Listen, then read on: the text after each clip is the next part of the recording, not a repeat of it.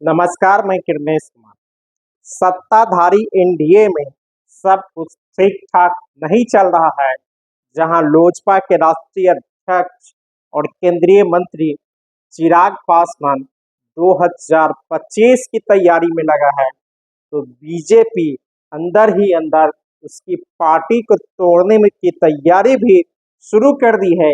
यही कारण है कि पिछले दिनों आनन फानन में पटना में बैठक कर चिराग पासवान दिल्ली पहुंचे और केंद्रीय गृह मंत्री अमित शाह से मिले।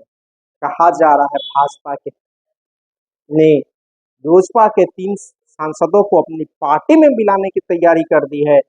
जब चिराग पासवान अमित शाह से मिलकर लौटे, उसके चंद ही दिनों बाद यानी 2 दिनों के बाद ही उसके चाचा पशुपति कुमार पारस भी बड़ा गुलदस्ता लेकर अमित शाह से मिलने पहुंच गए। कहा जाता अमित शाह से मिलने पशुपति कुमार पारस नहीं गए, जबकि उसको बुलाया गया था।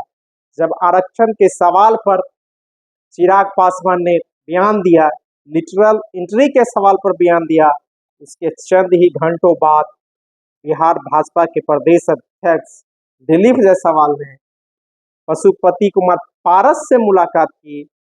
अब अमित शाह ने पशुपति कुमार पारस से मुलाकात की है। इसके कई मायने लगाए जा रहे हैं।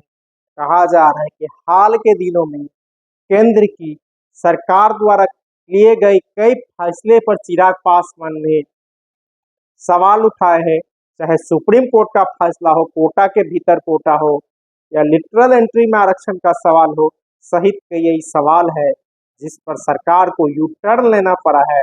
और चिराग पासवान ने भी सवाल उठाया। इसी के बाद उसकी पार्टी के 3 सांसदों को तोड़ने की कवायद शुरू गई है। साथ ही जदयू के कई सांसदों को भी भाजपा में मिलाने की तैयारी है।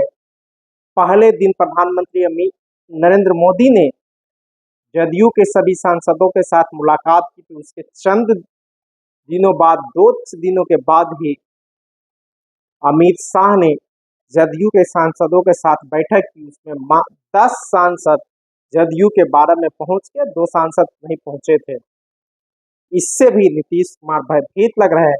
हालांकि लोजपा के लोग अपनी पार्टी में टूट का आरोप राजद पर लगा रहा है, राजद के लोग हवा दे रहे हैं, लेकिन सच्चाई यही है कि खुद चिराग पासवान के बयान से को लेकर केंद्र सरकार सख्ते में है और चिराग पासवान को इस बार भी सबक सिखाने का फैसला लिया है।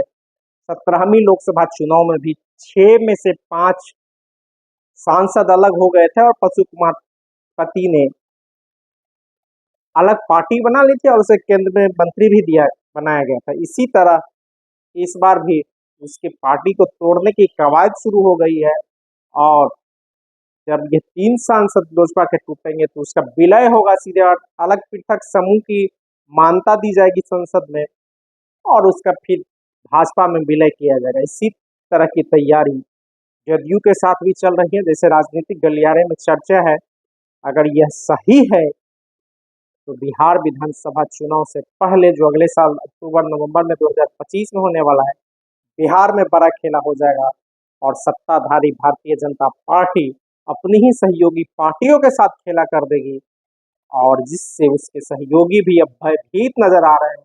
चाहे वह चिराग पासवान हो, नीतीश कुमार हो, सहित कई सहयोगी हैं जो पार्टी में टूट की संभावनाएं देख रहे हैं और अपनी ही पार्टी को साधने में जुट गए हैं। धन्यवाद। मैं किरनेश कुमार।